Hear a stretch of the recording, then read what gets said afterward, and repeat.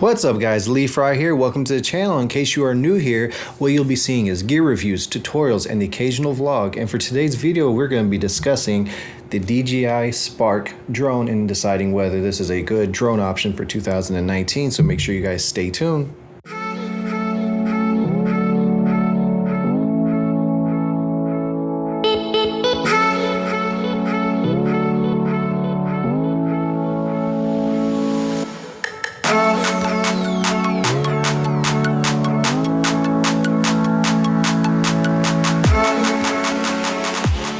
Alright guys, welcome back. So we're going to get into this video and we're going to talk about whether this little guy right here, this DJI Spark, is still worth it, at the end of 2019, approaching 2020, whether it's a good option for your drone footage.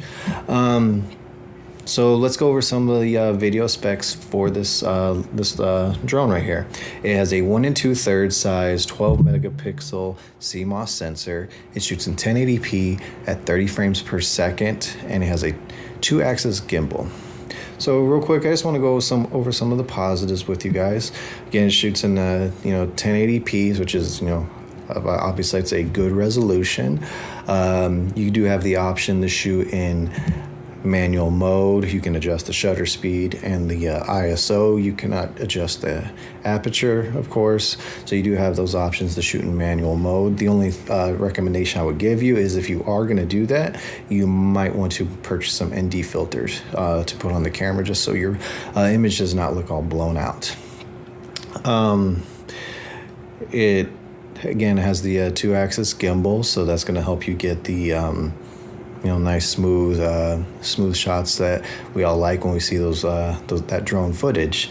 You have the option to pan the camera down. You have the option to just going along landscapes, getting that nice, just really smooth footage. It has different modes as far as you can do the beginner mode, or even has a sport mode. So you have the if you're new to flying drones, it can, you have the beginner mode that kind of makes it a little bit easier while you're learning. Now we're gonna go over some of the negatives. Some of the negatives: you can only shoot in 1080p at 30 frames per second. You don't have the option to shoot in 24 or 60p. You don't have the option to shoot in 4K. For some people that might be a deal breaker. It does make it kind of limited, because you only have that one option, which kind of sucks. But at the end of the day, you're spending, if you get the controller option, about anywhere from $300 to $400. So you're gonna get what you pay for. If you're looking at oops, whoa. If you almost had to buy me a new drone, I almost dropped it. If you're looking at a Mavic or the Mavic Pro or the Phantom, you're looking at spending anywhere from $600 to $700 to $800 to almost $1,000 or over for one of those drones. So you would expect to have the better specs on those if you're spending that kind of money. But I don't have those to compare the footage to, but from what I've seen, this does produce a competitive image with those. Just again, it doesn't shoot in 4K, which if you were strictly like, I want to shoot in 4K, this is not going to be the drone for you.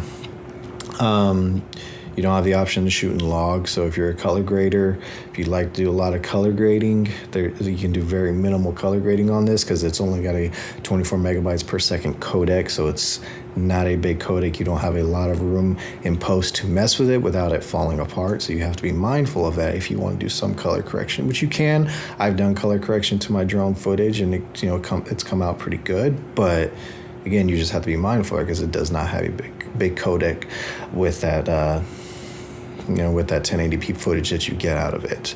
So you need to keep that in mind. And lastly, it does not have the 3-axis gimbal.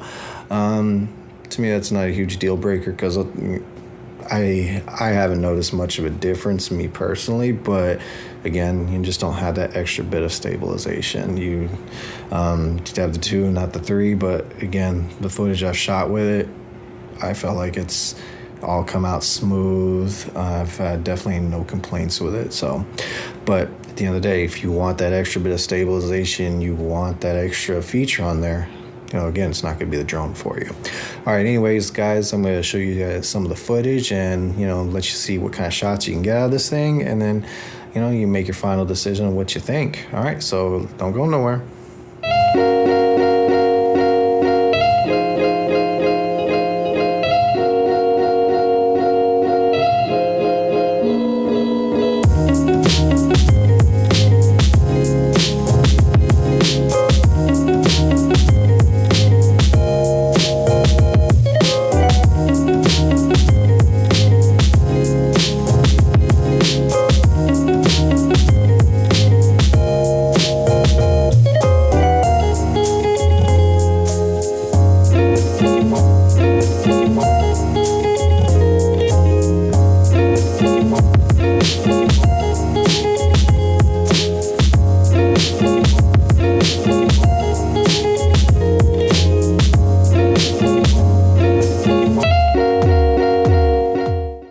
Alright guys, welcome back. So that was some of the footage that you guys saw.